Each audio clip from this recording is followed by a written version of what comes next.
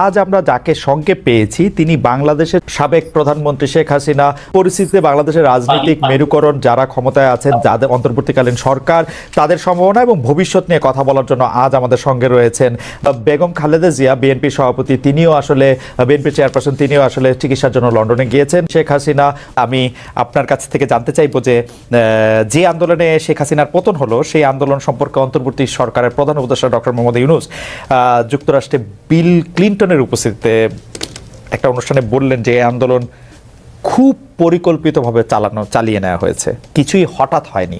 আমরা আপনার কাছে একটু জানতে চাইবো যে আপনার জ্ঞাতসারে কিংবা অজ্ঞাতে এই আন্দোলন কি শুরু থেকেই কোটার আড়ালে সরকার পতনের আন্দোলন ছিল?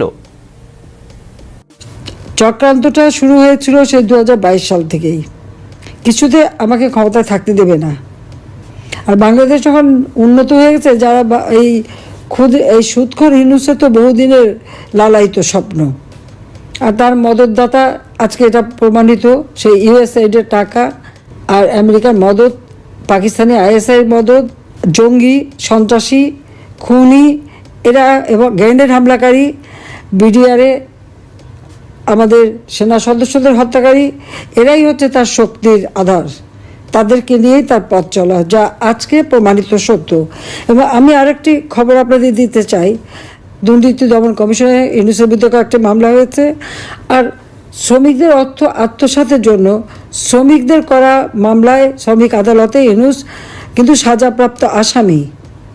সে কিন্তু একটা কনভিক্টেড আসামি এবং সে চক্রান্ত করে, সন্ত্রাস করে, জঙ্গিবাদকে সহায় করে এবং অপপ্রচার চালিয়ে সে ক্ষমতাটা দখল করেছে। ক্ষমতা দখল করার সাথে সাথে কী করেছে সে? তার আগে থেকেও প্রচেষ্টা ছিল। ইউনূস সেন্টার নামে একটা জায়গা, আপনারা জানেন, গ্রামীণ ব্যাংকের একটা সম্পত্তি 11,000 স্কোয়ার ফিট বিনা পয়সা নিয়ে সেখানে তার ইউনূস সেন্টার, এবং এটা হচ্ছে একেবারে যত রকমের চক্রান্তের জায়গা। ইউনূস ক্ষমতায় যেয়ে কিন্তু নিজে ওই জায়গায় তার যে লোকরা বসা তাদেরকে দিয়ে সারা বাংলাদেশে সার্ভে করার নামে লোক নিয়োগ দিয়েছে। ঢাকা জেলার জন্য 40 জন, আর তাছাড়া সারা বাংলাদেশের জন্য তার প্রায় 80 থেকে 100 জনের টিম। বিভিন্ন জেলায় জেলায় তাদের দায়িত্ব, যেখানে সিটি কর্পোরেশন বা পৌরসভা আছে সেই জায়গার জন্য বেশি করে লোক নিয়োগ, এবং ইউনিয়ন পর্যায় পর্যন্ত সে লোক নিয়োগ দিয়েছে। যাদেরকে সে টাকা দেয় তাদের হাতে মোবাইল ফোন, একদম স্মার্টফোন, তাদের হাতে কম্পিউটার, এবং সমগ্র বাংলাদেশের সমস্ত তথ্য দিয়ে তারা পাঠায়। এই তথ্যের যে তথ্যগুলি সে সংগ্রহ করে যাচ্ছে সেটা হচ্ছে আওয়ামী লীগের নেতারা কে বেশি জনপ্রিয়, অতীতে কে জনপ্রিয় ছিল, বা এমপি ছিল, বা চেয়ারম্যান ছিল, বা কি ছিল, বা ভবিষ্যতে কে হবে, আর বর্তমানেও কে আছে। এই সমস্ত তথ্যগুলি সংগ্রহ করা, বিত্তশালী সম্প্রদায় কাকে সমর্থন দেয়, আওয়ামী লীগকে দেয় না কাকে দেয়, তাদের তথ্য সংগ্রহ করা, এবং আওয়ামী লীগ, বিএনপি, জাতীয় পার্টি, জামাত কার কোথায় কী অবস্থা, ভোটের কী অবস্থা, এই সমস্ত তথ্য সংগ্রহ করার জন্য তার কিন্তু এজেন্ট নিয়োগ করা আছে। এছাড়া সে যে বিশাল গুন্ডা বাহিনী পালে, 1000 মোটর সাইকেল তাদেরকে দেওয়া হয়েছে, এবং তাদের হাতে স্মার্টফোন, এবং কয়েকটা মাদ্রাসা, কিছু ইউনিভার্সিটি, 35টা কলেজ ইউনিভার্সিটির কিছু ছেলে মেয়েকে সে টাকা দিয়ে পেলে পুষে রাখে, এবং তাদেরকে দিয়েই যত অঘটনগুলি ঘটায়। এবং এটা যে তার একটা সেই মানে সূক্ষ্ম পরিকল্পনার ফসল, সেটা সে নিজেই বলে ফেলেছে বিল ক্লিন্টনের অনুষ্ঠানে। খুব খুশি মনে হাত বা নাচিয়ে বলল যে এটা এখানে ছাত্রও না, জনতো না, এটা হচ্ছে তার ম্যাটিকুলাস ডিজাইন করা মাস্টার মাইন্ড দ্বারা এই এমন ঘটনা ঘটিয়েছে যে শেখ হাসিনাকে ক্ষমতা থেকে হটিয়ে সে অবৈধভাবে জোর করে ক্ষমতাটা দখল করে নিয়েছে, মানে ডাকাতি করে ক্ষমতা নেওয়া, এবং ক্ষমতা নেওয়ার পরই আওয়ামী লীগের উপরে যত রকমের অত্যাচার, আর এই অত্যাচারে আরও উৎসাহিত হয়ে বিএনপি আর জামাত তো আছেই। কারণ জামাতের কথা হচ্ছে আমরা যুদ্ধাপরাধীদের বিচার করেছি, যেখানে জিয়াউর রহমান যুদ্ধাপরাধীদের মন্ত্রী করেছিল, আর যারা সাজাপ্রাপ্ত আসামি তাদেরও ছেড়ে দিয়েছিল। গোলাম আজম পাকিস্তানি পাসপোর্ট নিয়ে পাকিস্তানি ছিল, তাকে আবার ফিরত এনেছিল। কাজে তাদের আমরা বিচার করেছি, কাজে সেই প্রতিশোধ দেবে।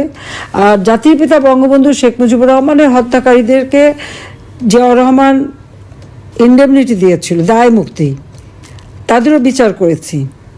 আজকে আপনারা দেখেন 7ই জুলাই 2024 সালে যে আন্দোলন, কই পুলিশ তো কিছু বলেনি আন্দোলনকারীদেরকে, আমরা তো কিছুই বলিনি, বরং তাদের সাথে আলোচনা করা, তাদের পাশে থাকা। মেয়েরা যখন পথে নেমেছে তাদের নিরাপত্তা, ওই মেয়েরা যখন স্লোগান দেয় শেখ হাসিনা পদত্যাগ চায়, আর আমি তখন তাদের নিরাপত্তা দেই যে তাদের জন্য কোনো রকম অসুবিধা না হয়। আজকে তাদের অবস্থাটা কি? এখন মেয়েরা ঘর থেকে বেরোতে পারে না। তারা এমনই আন্দোলন করলো আর এমনই স্বাধীন করে ফেললো দেশ যে এখন নিজেরাই ঘরবন্দি। এখন যাবে কোথায়, তারা কী করবে? আর সেই যেটা কোনো কোটা ইস্যুই ছিল না, সেই কোটা আন্দোলনই বা তাদের কোথায় গেল? আর এখন সপ্তদলীয়করণ, এই অস্ত্র লাঠি সোটা নিয়ে চিফ জাস্টিসকে পদত্যাগ করতে বাধ্য, জজকে পদত্যাগ করতে বাধ্য। কোনোদিন এই অবস্থায় কখনো বাংলাদেশকে ভাবতে পারেনি। শিক্ষকদের চাকরি থেকে বের করে দিচ্ছে, ইউনিভার্সিটি, কলেজ, স্কুল সব জায়গায় ছাত্রছাত্রীদের অপমান করাচ্ছে, প্রতি পদে পদে চরমভাবে মানবাধিকার লঙ্ঘন করে যাচ্ছে। বাড়িতে ছোট শিশু তা থাকা সত্ত্বেও বাবা মাকে গ্রেপ্তার করেছে, বাবাকে তাকে মাকেও। তো এই বাচ্চাটাকে কে দেখবে? কি হবে তার? 93 জন আইনজীবীর বিরুদ্ধে মামলা তারা সারেন্ডার করেছে, তাদের জামিন দেবে না। কিছু জামিন দিয়েছে, কিছু দিচ্ছে না। মানে আপনি যে বিচার চাইবেন সেই সুযোগটাও নাই। আইনজীবীদের এইভাবে গণহারে মামলা দেওয়া, গ্রেপ্তার করা, পৃথিবীর কোনো সভ্য দেশে এরকম ঘটনা ঘটে বলে আমার তো জানা নেই, আমি তো দেখিনি। কাজে বাংলাদেশ আজকে কি? আইনের শাসন নাই, ন্যায় বিচার পাওয়ার অধিকার নাই, নারীদের কোনো স্বাধীনতা নাই। এবারে ঈদে শ্রমিকদের কান্নায় ভরা, 1100 ইন্ডাস্ট্রি বন্ধ, শ্রমিকদের কাজ পায় না। তার উপর আমার আওয়ামী লীগের নেতাকর্মীদের ঘর বা বসত বাড়ি, ব্যবসা প্রতিষ্ঠান, তাদের গরুর খামার, মৎস্য খামার, মুরগির খামার, ফলের বাগান সবই ধ্বংস। দোকানপাট যা ছিল একেবারে সব ভেঙে চুরে লুটপাট করে জ্বালিয়ে পুড়িয়ে নিঃস্ব করে দিচ্ছে। কেন? আওয়ামী লীগ যেন আর কোনোদিন মাথা তুলে দাঁড়াতে না পারে, এটাই তাদের চেষ্টা। হাজার হাজার ছাত্রছাত্রীরা আজকে লেখাপড়া করতে পারে না, ডিগ্রি কেড়ে নেয়, তাদেরকে পড়াশোনা করতে দেবে না। একটা মেয়ে পরীক্ষায় দিতে গেল, তাকে কিভাবে লাঞ্ছিত করলো, তাকে যারা মারলো, চুল ধরে টেনে মাটিতে ফেললো, পুলিশ দাঁড়িয়ে থাকলো, সেনাবাহিনীর সদস্য দাঁড়িয়ে থাকলো, অপরাধীদের কিছুই বললো না।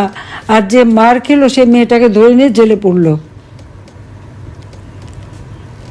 এই পুলিশ, সেনাবাহিনী হোক, প্রশাসন হোক, জনগণের ট্যাক্সের টাকা তারা বেতন পায়। আর তাদের সকলেরই আমি কিন্তু জীবনমান উন্নত করে দিয়েছি, বেতন ভাতা বাড়িয়ে দিয়েছি। কিন্তু এখন কি দেখলাম, তাদের কাছ থেকে জনগণ ন্যায় বিচার পেতে পারে না। এটা কোন ধরনের অবস্থা? একটা ইউনিয়ন পর্যন্ত এজেন্ট লাগিয়ে দিয়ে হাজার হাজার টাকা কোটি টাকা খরচ করে ইউনুস এখন কীভাবে আওয়ামী লীগ, 14 দল, মুক্তিযোদ্ধা, তাদেরকে নিঃস্ব করে দেওয়া, তাদেরকে ধ্বংস করে দেওয়া, সেই চেষ্টাই করে যাচ্ছে। আর তার দোসর জঙ্গি, সন্ত্রাসী, খুনি, দুর্নীতিবাজ, অবৈধ অস্ত্রধারী এবং জেলখানা থেকে তাদের সবাইকে মুক্তি দিয়েছে।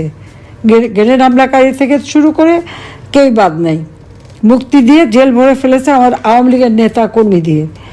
সবচেয়ে বড় কথা, পিটিয়ে মানুষ হত্যা করা, এমনকি আইনজীবীকে পিটিয়ে হত্যা করলো, মাথা কোপানো, মানে বর্বরতা।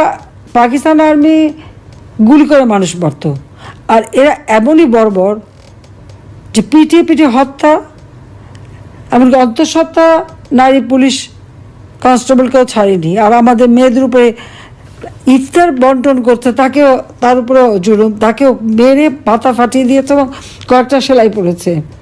তো এইভাবে অত্যাচার, নির্যাতন তারা চালিয়েছে।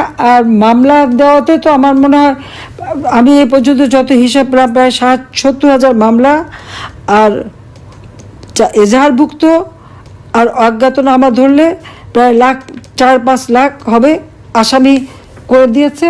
কারণ আমার বিরুদ্ধেই তো কতগুলি মামলা, 288টা মামলা, তারপর আর একটা দিয়েছে রাষ্ট্রদ্রোহী মামলা।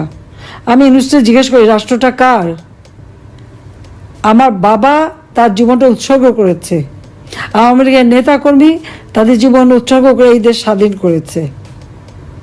আমি জনগণের নির্বাচিত প্রতিনিধি, জনগণ আমাকে ভোট দিয়েছে, পার্লামেন্টারি পার্টিতে আমি ভোট পেয়েছি, সমর্থন পেয়ে সরকার গঠন করেছি। সংবিধান মোতাবেক আমার প্রধানমন্ত্রিত্ব হচ্ছে বৈধ সাংবিধানিক।